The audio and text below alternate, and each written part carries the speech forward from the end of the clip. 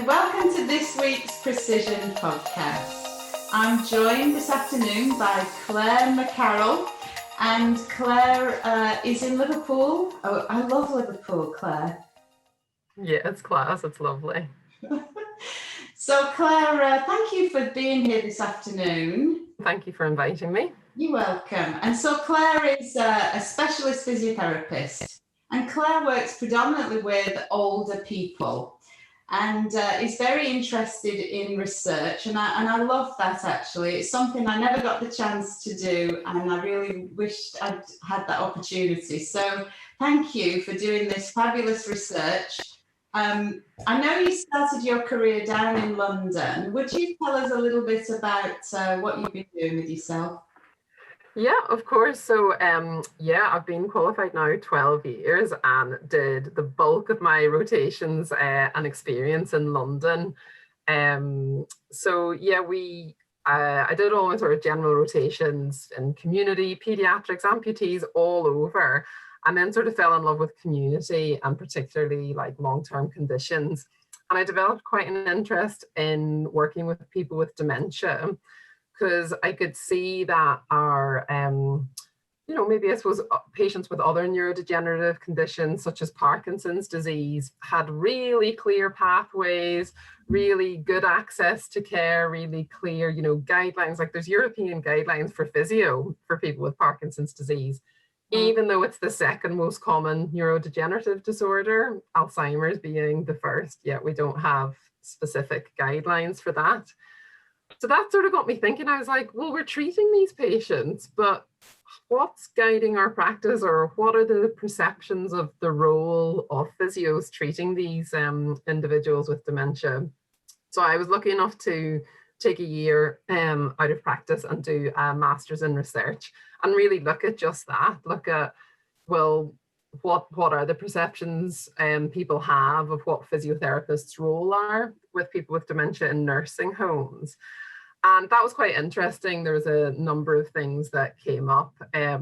One about sort of the conventional role, shall we say, of physio. So that sort of exercise prescription that we're all quite used to, but also like more of a specialist role. So considerations around the knowledge around dementia, the education, maybe working more with others. But there was an awful lot of sort of challenges associated with the role. And that could be around role blurring. Whose role is it anyway? Surely it's common sense that you help someone move in a certain way or risk manage, for example. But really what was sort of, I suppose, interesting to me from that particular piece of research was, I was hearing physiotherapists themselves and other allied health professionals say to me, well, I'm not so sure, surely if the problem is a weak muscle, then you strengthen the muscle, or if the problem is a balance problem, then you deal with the balance. And, when you looked at the research, there were these researchers in Sweden, and they said that really physiotherapists need to consider other aspects of movement. So rather than just focusing on the physiological aspects of movement, be that, let me get stronger, let me get them stronger, or let me get them more balanced, really thinking about the more humanistic, as existential aspects of movement. So, what does movement allow us to do? What does it mean for our bodies to move, for our connections with other human beings? So I suppose that's all the sort of biopsychosocial aspect of movement, which is really important to everyone, but I feel that's even more important, I suppose, for older people or people with dementia. So that got me thinking. Yeah, that would definitely get you thinking. I think that's right. I mean, older people, it was never really something that was considered to need a lot of specialism, really.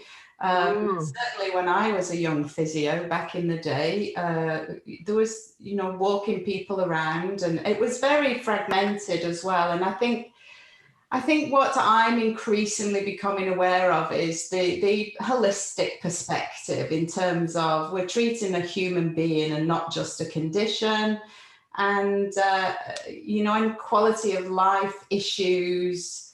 Yeah. And so the mental piece of the puzzle as well is the other thing that that is just so powerful about movement.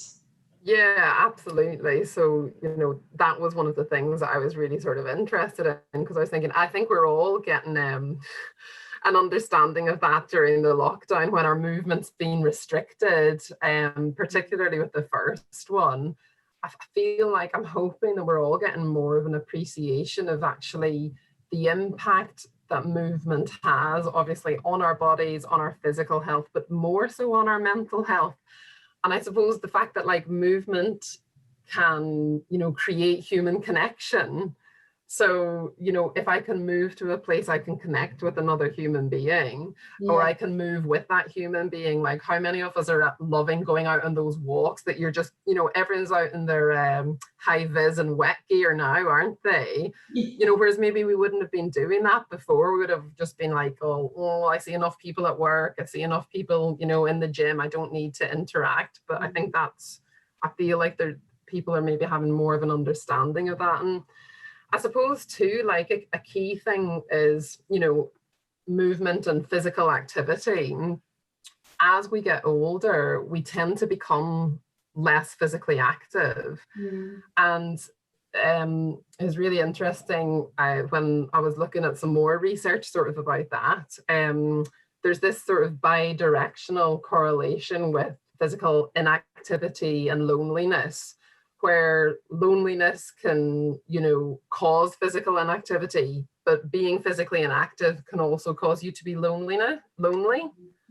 So that's I suppose links into then other areas that I got interested in when I moved up here.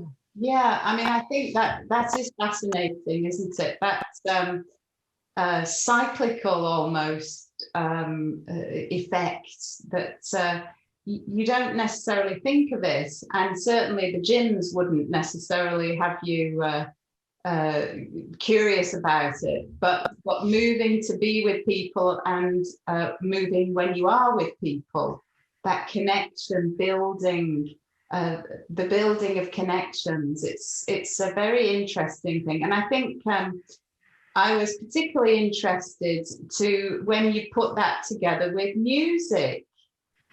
Yeah, absolutely. So I was lucky enough to come across a project up here that's currently still ongoing with the Brain Charity in Liverpool and Merseyside Dance Initiative provide sort of community dance practitioners.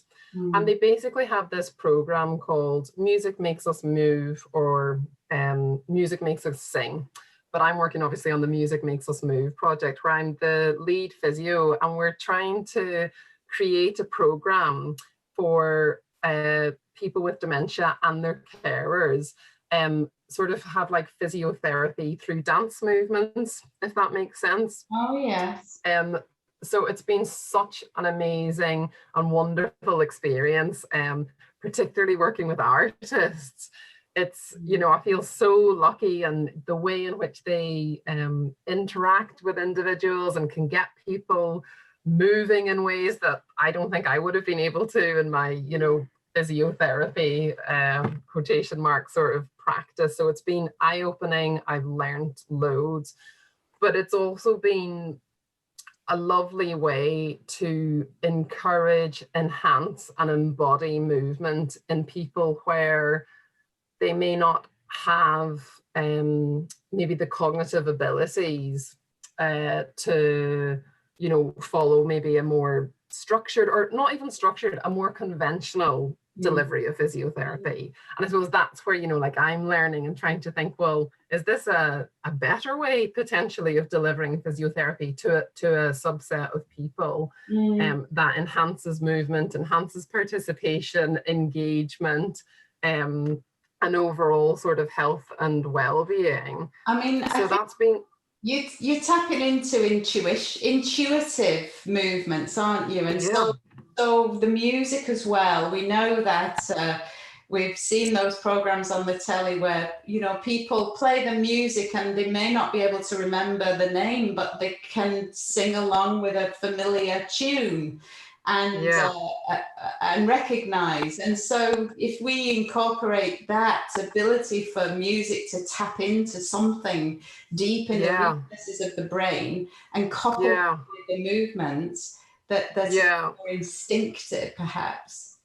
Yeah, really. So, and like you say, sort of using music that triggers maybe memories and that's enjoyable. And we've really devised movements, and they are dances. And I think that's the key difference, because this program that we've devised, it's not exercise to music, because that's very different. It's, you know, like step up aerobics or, you know, anything like that.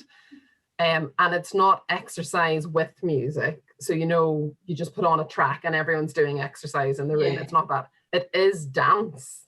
It is absolutely dance. It is embodied movement for individuals. And we, you know, we've been using like beautiful sort of like sensory stimulation through like scarves or lovely, you know, those sort of parachute things that you would see with maybe younger people, but older people really enjoy those as well. Balloons, shakers, all sorts. And obviously the key with it has been like repetitive movements, and we've sort of used movements that I sort of identified that, you know, in my experience, older people would have difficulty with. And if we could work on these movements, maybe they would maintain some of their function and therefore independence and feeling of well-being. So that's been a really exciting project. And what's been really lovely about that too is we're still looking, but, you know, we're seeing all different levels of participation, but we've got a few case studies from that where we've seen, you know, people's sort of falls risk change, you know, go down, people's use of walking aids change. But more importantly, I would maybe argue that people's sense of self comes back. You know, we have people who have got very minimal movement, but can participate, be it through head bobbing, finger tapping, toe tapping. And we're getting emails from these people's you know, next of kin or whatever, and saying, oh, this is the best part of, you know, Joe Blog's week. She can't wait to, you know, join you next week, for example. So that's kind of just been eye-opening for me. And I suppose another eye-opening thing again is that I've been working with people where maybe movement isn't their initial most significant impairment. Perhaps we're having more sort of, you know, frontotemporal dementia, so potential issues or challenges, I should say, with like, you know, insight and that kind of thing. And, you know, initially we might go in for 3 weeks in a row and minimal engagement. And I'm sitting there thinking, oh, this is a disaster. And, you know, the dance artists are there and we persevere. And, you know, by like week 4, 5, 6, people are getting up. They're remembering the dances. They're engaging in ways that I have never seen in my life as a sort of traditional, I suppose, NHS physio running various groups. So it's been so powerful. I think you know, this is for me what I'm particularly passionate about is preventative medicine. Yeah. So you know, the hope that maybe that there's some way in which the work that you're doing to make a difference to people who already have problems, maybe, you know, we can take that back a few steps back and learn some lessons about what kinds of things would help us to maintain our level of cognition for one, movement for two. You know, yeah. Do you think that's something that? Yeah, absolutely. And I think that's why so when I moved to Liverpool, I started doing that, but it was when I had my daughter, and she was just 5 months old. So I'd been attending these various, you know, parent and baby groups and met the amazing Rachel Hilton from Holistic Harmonies. And she would, you know, she runs in Liverpool, she runs choirs for new like parents and babies, or, you know, grandmothers, any age people can come along. And it was a group of invariably women singing in a circle with kids. But she also did these sort of movement and music sessions with, again, parents and kids. And she was really keen. One of, you know, her real visions and values and passions is about having music span the generations. So we got talking and we were like, oh, we should totally do a movement and music session in a care home where we have kids, parents, and older adults. And of course, you know, being a bit of a researcher, I had to have a look at what was happening in the literature and, you know, well, is there any point in doing this? Because I mean, it seems like a really good idea. And, you know, it was amazing to see because, yeah, intergenerational activities are popping up all over the place. I was like, well, why is it happening? But like you're saying, we're all, you know, we all know that we're going to age. So, and we all know too, Public Health England is telling us we all need to be more physically active. But unfortunately, the data is showing that, you know, even kids, like kids on, you know, as young as 5 aren't meeting the targeted physical activity levels. We know kids aren't doing it.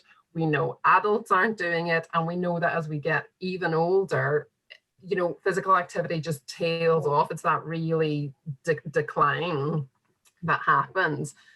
But more than that, which was quite powerful, that came out from the literature review, was that loneliness is a huge issue. That's not, you know, we're all talking about loneliness in, you know, our care home residents and older adults, and that is prevalent, and it is something that we really need to get on top of. But that spans generations and particularly life transitions. So becoming a new parent, a shift in identity, for example. I think we were talking before, potentially when our kids leave the house and we're, you know, all of a sudden there's a big shift in our identity as well. That's right. But yeah, so I suppose, and the other thing that I found was that actually children, so sort of school age children now, there was a lovely report done by United for All Ages in 2019, and it said that, you know, these kids are having what they termed a crisis in confidence and are experiencing loneliness because our families now are so separated. You know, we all don't live on the same street or the same village or same town. So they're not getting that interaction with be it grandparents or even great-grandparents. So I suppose that was the spark, wasn't it? We were like, well, loneliness and physical activity is a real issue that's going to have a major public health impact in the coming years. Why don't we try this music and movement session in an intergenerational capacity? So yeah, we did. Me and Rachel, we ran a 6-week free pilot project in a care home in South Liverpool, and I think we had about 15 residents, ages range from like 54 to 104. We had kids from like 0 to 6, and parents 32 to 42 years was the like age range. And we had about 12 residents generally on average weekly, and about 7 families. So that could be 1 parent and 1 or 2 children. And then we just ran this pilot, and it was magical. Like, it was one of the best things I think I've ever been involved in my career. We did an evaluation too. I have an incredible friend as well, Dr. Rowena Hay, who runs a research company called Short Work, and she facilitated and, you know, ran the evaluation on this project, and we have it written up as well. I'm sure we can put that somewhere in the in here. But we did like a qualitative evaluation because for a number of reasons that was sort of what we wanted to capture. What is the essence of this group? I could sit and do, you know, timed up and goes and look at people's falls risk, but I sort of wanted to step away from the clinical outcome measures. I mean, that's another thing we could talk about, but, you know, don't really want like an outcome driven project. This is more about human connection, managing loneliness. And we had such lovely responses. There was lots of talkings about how the program allowed people to break down barriers and promoted this sense of togetherness that spanned generations. People felt more connected. With one mother actually say how she felt more rooted to her community, and she'd lived there for 8 years. And people talking about, parents in particular saying how lovely it was seeing, those magical moments where their child might be playing a game of peekaboo with a resident, 90 years older. Or we had one gentleman who was non-verbal, but him and this lovely little, I think this little boy was about 4.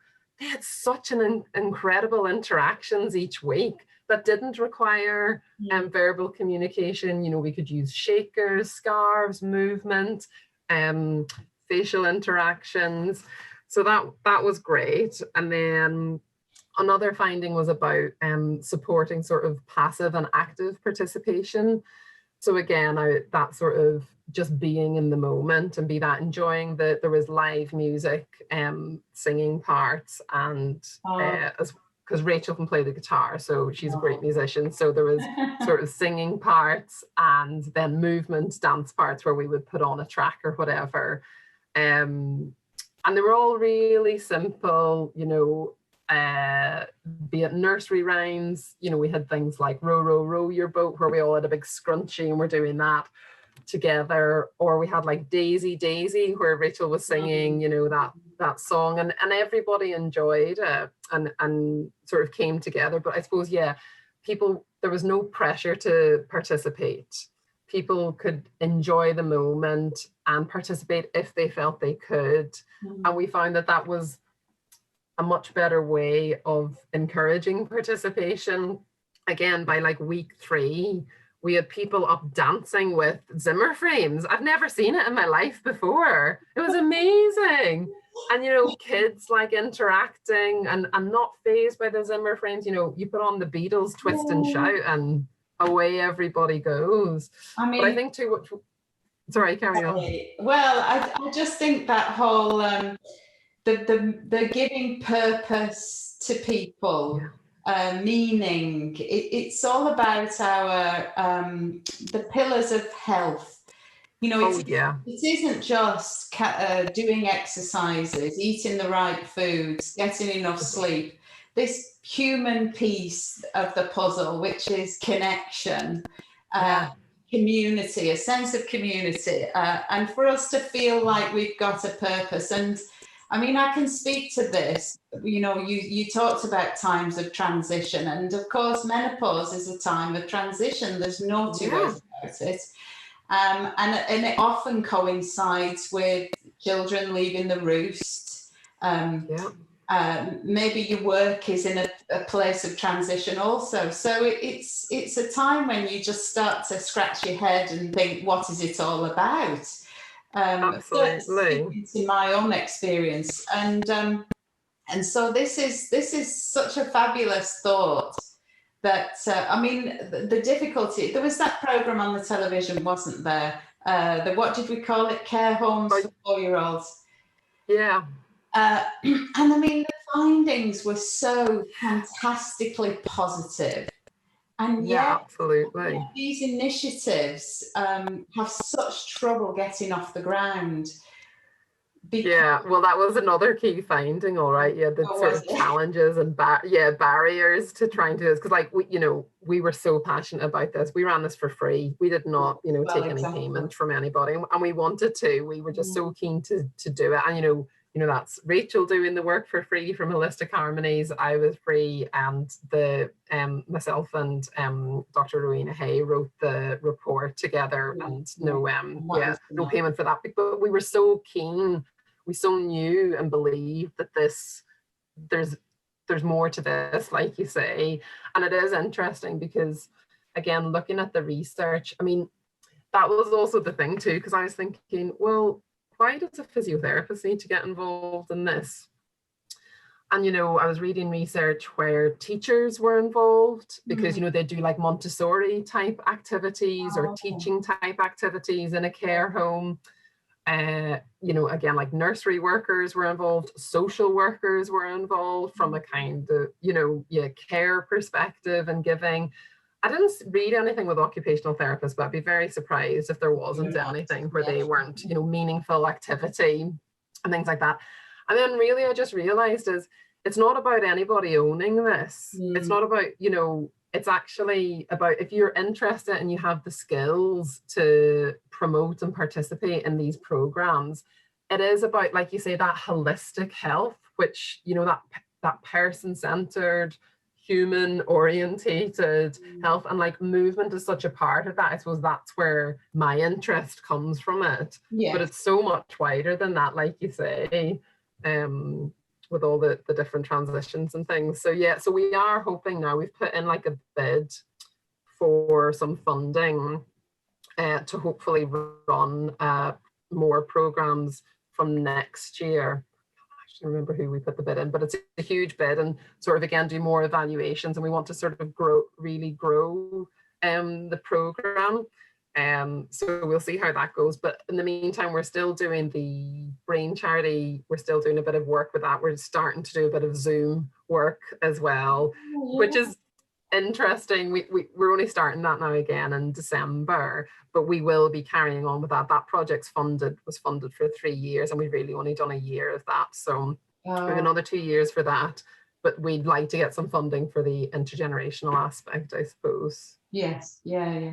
I mean, this is the difficulty, isn't it? You fight in your corner and trying to get some support from somewhere, anywhere, and then you run your project. But there's always a danger that these things don't become common practice, and that's, you know, we know it works. It's been shown to be so beneficial to so many people, and yet it just never seems to come to that place where it's the priority, which is a pity, such a pity. When I mean, at the moment, what with COVID, we're suffering more social isolation than I can ever think we might have done before. The combination of modern life making us a lot more fragmented in terms of family groups, and then this you know, prohibiting us from gathering. So many people are being impacted. Do you think that you spoke about the Zoom? Do you think that's going to be a way forward for these kinds of programs, or is that just a temporary thing, do you think? I hope and feel it will just be a temporary thing. I'm very hopeful that we'll get back to seeing people face to face in 2021, and that this is, you know, a year that we will all reflect on and be like, wow, guess what we got through. Yeah, because I'm not without a mask as well, because, you know, this kind of communication is so different, isn't it? You know, like it is. I mean, when I've got the mask on, my glasses are steamed up, so you can't see my eyes, you can't see my face. No, I know, and I'm sure, I think someone was telling me there was like a study done about this in ITU, and you put a mask in front of someone's face, and you're only 2 meters away from them, and it reduces communication by 10%. They move another 3 meters away, and that's 45%. And then I suppose then you think about, well, and if somebody has got a hearing impairment or hearing difficulties, or maybe other difficulties that would make communication difficult. I mean, it's so tough. But no, I think what you were saying in terms of, you know, being isolated and lacking human interaction and all that, I live in hope. And I really hope that we can remember how that feels in order to make us more empathetic as a society, and to champion programs like the intergenerational programs, or to champion initiatives that put, you know, those that are hidden, our oldest old, are really important generation of people who are hidden, I hope that we can remember how it's felt to be socially isolated from our loved ones in order for us to be able to move forward and to be more giving and be more willing to create those connections with those people in society who perhaps we've forgotten as time, in pre-2020. Yeah, I think that's wonderful, absolutely. And I mean, of course, there are lots of hidden people who are hidden who are not old, and so let's include those people in this, hidden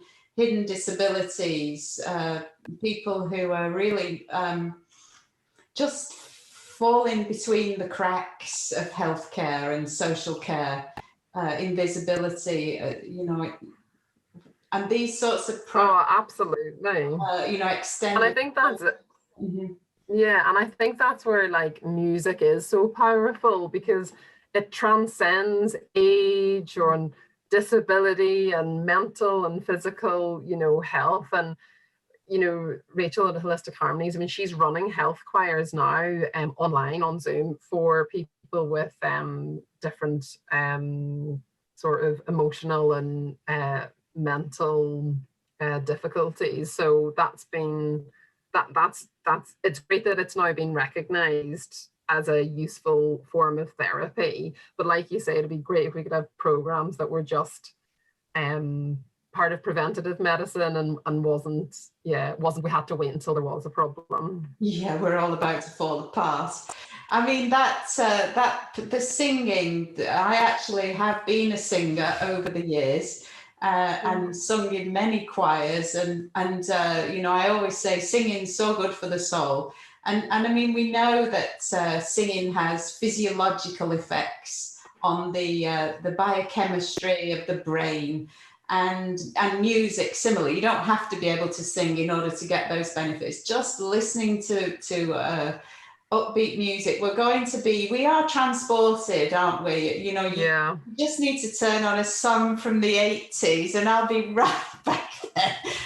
It's the same for all of us, but to incorporate this very real phenomenon. Pain can be relieved by singing. There was that great program with Michael Mosley, did that program where they were talking about to people in they worked in a garden centre and they evaluated how many people were popping over-the-counter pain medication. And some people were just taking vast quantities of paracetamol and whatever. And then they put a project into place where some of them were doing movements, some of them were doing, can't remember what else. Do you remember this program I'm talking about?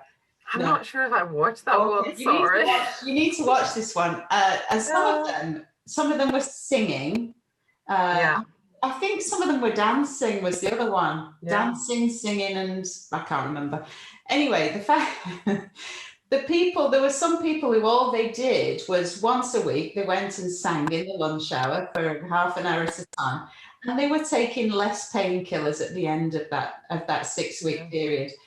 So, we've got to start to get a bit more imaginative, haven't we, really? And acknowledge and embrace, okay, well, as it goes, there is some science around this stuff now, but you probably could have guessed it was going to be good for you way before the science caught up. And I'm so passionate that I just think our worlds don't have to shrink to that extent. If it's not necessary to get to that point. Let's intervene sooner. Take it into your own hands is the other thing that it's easy for us all to just get lulled into a place of the familiar. And as you say, if this is not a wake-up call, then I don't know what's going to be a wake-up call. If you don't, and let's not forget this, because grab it by both hands, give it a good shake, and get out there and live it to the fullest. Put on some music, get dancing. No, we don't care what you look like. No. Just move. you know, it doesn't have to be in a particular fashion, although having said that, I'm a Pilates teacher, of course, and I am quite keen that we move in particular ways, but I can totally appreciate that it doesn't have to be that way. And, you know, it's what suits you, isn't it, as a human? Yeah, exactly. No, I totally agree. So here's hoping that 2021 we'll get some funding, get a bit more, because part of the funding will be to like evaluate and research what it is that we're doing. And yeah, it's about embedding it and getting some sustainability and then making it grow as well across, you know, across Liverpool, but nationally, hopefully as well. Because yeah, because there is something about the ethos of the program as well. It's not, you know, it is quite carefully thought out, and it's and the way in which it's delivered and engaged, and you know, that been a big learning point for me over the last few years, you know, working with sort of community dance artists and seeing how they interact with human beings, you know, as a human being rather than as a disease. And that's just something I'm really wanting to hold on to and hope that us as health professionals can take that into our practice as well. Yeah, I think that would be definitely a step in the right direction. Well, let's keep in touch and keep up to speed with what you're doing. Thank you so much for your time. I know you're very busy. It's been wonderful to hear about all the fabulous work that you're doing. And I definitely want an update. Okay, Claire? We will. Thank you so much, Philippa. It's been so lovely talking to you. Take it easy. You're very welcome. Thank you.